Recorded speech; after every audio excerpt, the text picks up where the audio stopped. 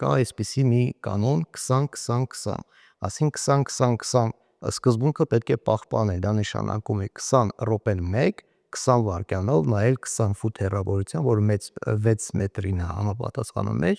հեռավորության ինչ-որ մի առարկա է, այսինքն ժամանակ առ ժամանակ պետք է դադարներ տանք և պետք է համակարգչի, եթե պետք է աշխատում ենք համակարգչի էկրանը, պետք է համակարգչի էկրանի լուսավորությունը, կոնտրաստը մի քիչ իջացնենք, ավելի շատ, ավելի տաք գույների վրա դնենք համակարգչի էկրանի լուսավորությունը, ոչ թե կապույտի, որ ես նշեցի, մեր մելատոնին հորմոնը կընկճի և մեր մոտ և հոգնածություն, և գրգռվածություն, և քնի խանգարումներ կառաջանան։ Պարոն Միքայելյան, այս 20-20-20 սկզբունքը կարծես թե աչքի ֆիթնես լինի, մի փոքր ավելի մանրամասն կարող եք ասել մեր հետևորդներին աչքի մանրամասնությամբ զբաղվելու համար։ Աչքի մանրամասնությունը իհարկե օգտակար է, բայց նա չի կարող բուժել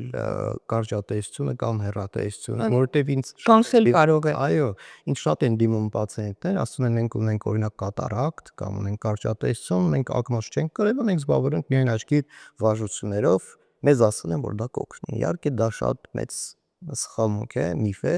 աչքի վարժությունները կարող են օգնել ազատել հոգնածությունից աչքերը, այլ ոչ թե բուժել տարբեր հիվանդություններ։